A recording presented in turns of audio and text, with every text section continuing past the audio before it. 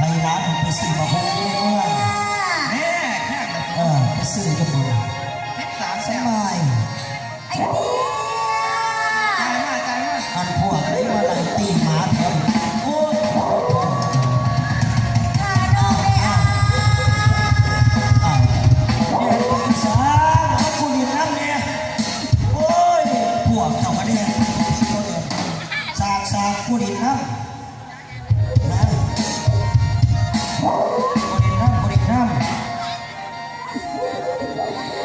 ไอ้เตี้ยจ้าโอ้ยใส่ไม่ไปไม่บอกคืนหน้าดีนะพี่โน่มันจะมีสิลานดูใส่มันไปซื้อบะพวงก่อนมันไปซื้อบะพวงก็ต้องเป็นห่วงดูใส่เสือในเมืองพวกมันก็ต้องเป็นห่วงหรอกอยากตามสุกินสีมาเดียวพี่สาวโอ้ยถามตั้งใจเย็นๆก็สีฟ้าโดยตามสุกินหรอกให้น้องดีน้ำเนดีสบายเอาพูดยัดไปผุดกันเลยให้น้องดีไปน้ำเนห่วยน้องเสียงนี้นี่ใส่จันดีอันเด้จันดีโอ้ยังมาตัวกูอีกว่าจันดีจันดีอีตีนตัวอยู่ใส่จันดีอยู่ใส่บ้านอยู่ใส่บ้านจันดีอยู่นี่ล่ะอยู่ข้างหลังนี่ล่ะโอ้ยบอบี้น้องคอยจุกตายเพราะแห้งนะเพราะจันดีจันดีอยู่ใส่บ้านจันดีอยู่นี่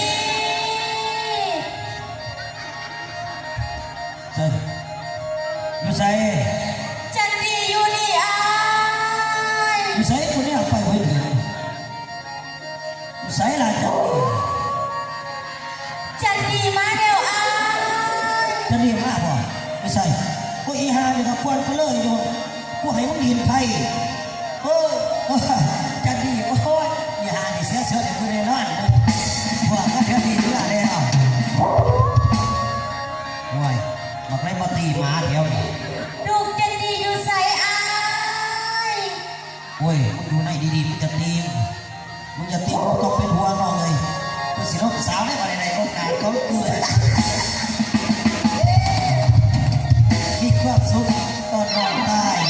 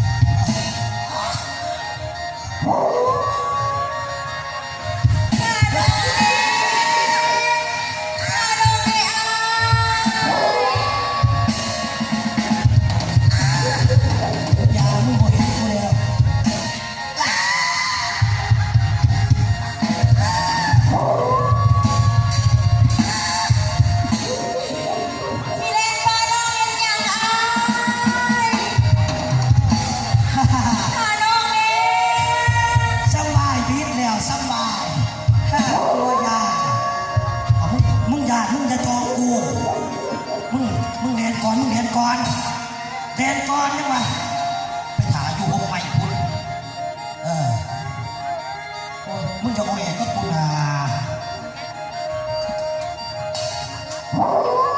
มีใช่เลย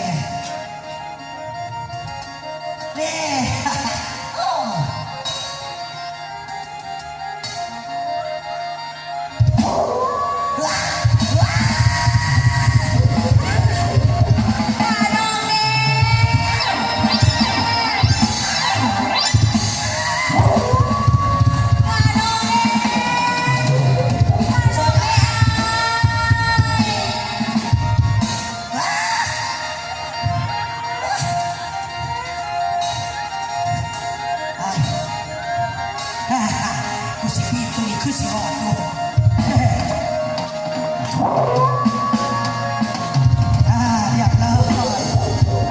ปลอดภัยบาดโอ้เห็นกูมีเพิ่นแบบนี้บอกนี่เห็นว่าเอาลูกไปเอาปลอดภัยบาดสบายมากๆโลดเอาคนคือบ่มีบัดนี้ไอ้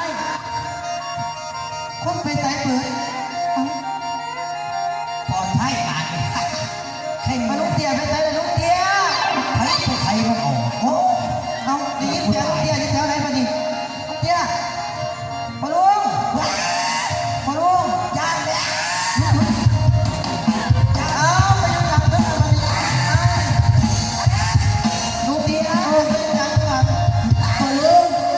พอลุงไปดิยังอยู่พี่ว่าร้านซื้อกาแฟมาแล้วแม่จะเป็นยังที่ยาวแต่ในตรงค่ะโอ้ยก็ลูกนี่ร้านซื้อว่ากลัวกูสิยืนเดียวกูยืนบนนั้นกูยางหัวเลยโอ้ยบ่ได้แม่มึงอันตรายโอ้ยแขวคือแขวตั้งแข่งโอ้ยตายขันออกไปเผานี่บ่ได้ได้ดิเป็นปีเป็นขนา